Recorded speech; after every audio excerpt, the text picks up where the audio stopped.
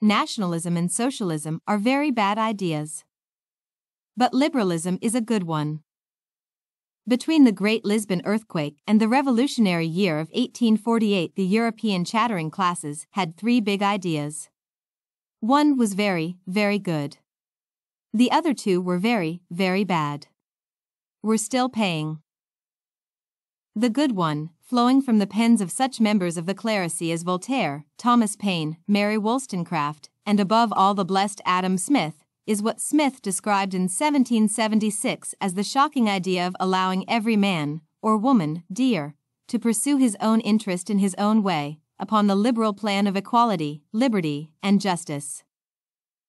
Admittedly, true liberalism took a long time. All men are created equal was penned by a man who kept in slavery most of his own children by Sally Hemings, not to mention Sally herself. Even his co-author Ben Franklin once owned slaves. In 1775, the English literary man Samuel Johnson had ample reason to launch a sneer from London: "How is it that we hear the loudest yelps for liberty among the drivers of Negroes?"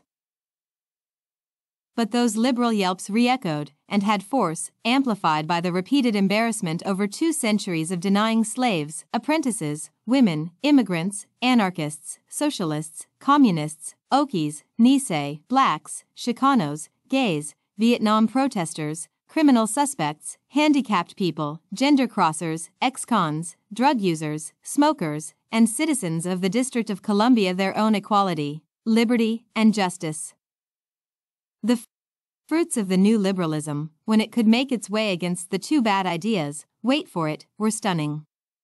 Liberalism, uniquely in history, made masses of ordinary people bold to try out their ideas for how to improve the world by testing them in the marketplace. Look around at the hundreds of betterments that resulted, from stock markets to ball bearings, from penicillin to plate glass. The boldness of commoners pursuing their own interests resulted in a great enrichment, a rise in Europe and the Anglosphere of real, inflation-corrected incomes per head, from 1800 to the present, by a factor, conservatively measured, of about 30. That is the class, about 3,000%. The glory of Greece and the grandeur of Rome, Song China, and the Mughal Empire might have managed a 100% increase over a century or so, to something like $6 a day, but eventually they all fell back to the $3 a day typical since our species lived in caves. And now, despite the best efforts of governments and international agencies to bungle the job, liberalism is spreading to the world, from Hong Kong to Botswana. It's astonishingly good for the poor.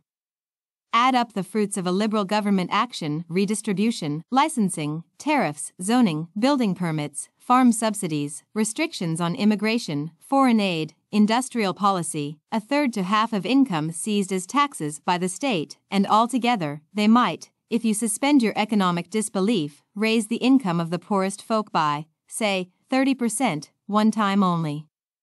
Not the 3,000% attributable to liberalism, which continues to grow with no end in sight.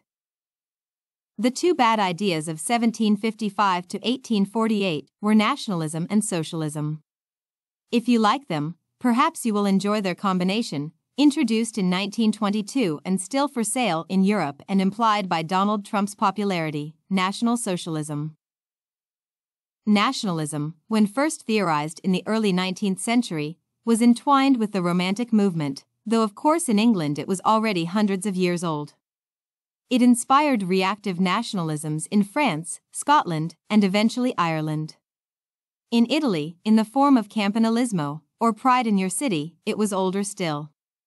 Italians will reply when asked where they are from, even if speaking to foreigners, Florence or Rome or at the most Sicily. Never Italy. What is bad about nationalism, aside from its intrinsic collective coercion, is that it inspires conflict. The 800 U.S. military bases around the world keep the peace by waging endless war, bombing civilians to protect Americans from non-threats on the other side of the world. In July 2016, we of the Anglosphere celebrated, if that is quite the word, the centenary of the Battle of the Somme, a fruit of nationalism, which by its conclusion 3.5 months later had cost the Allies and the Central Powers combined over 1 million casualties, most of them dismembered by artillery.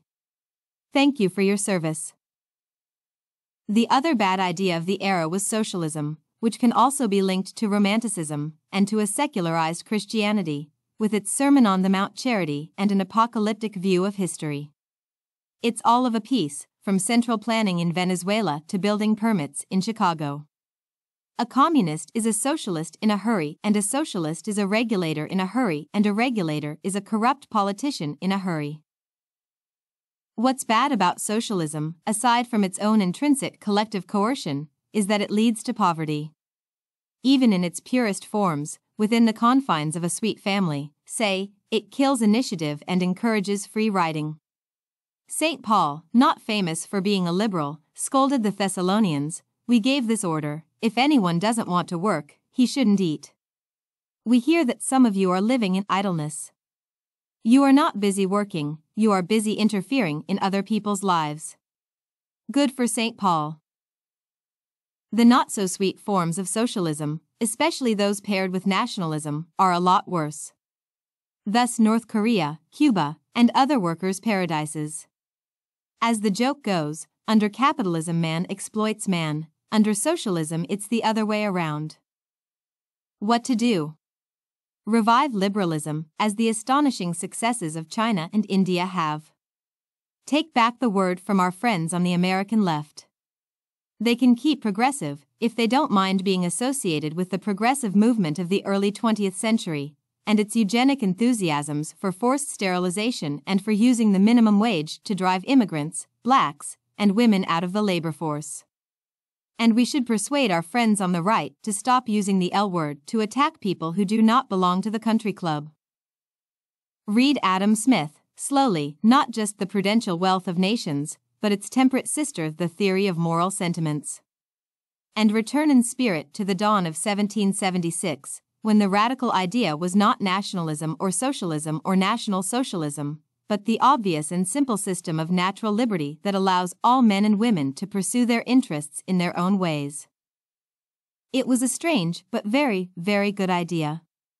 Still is.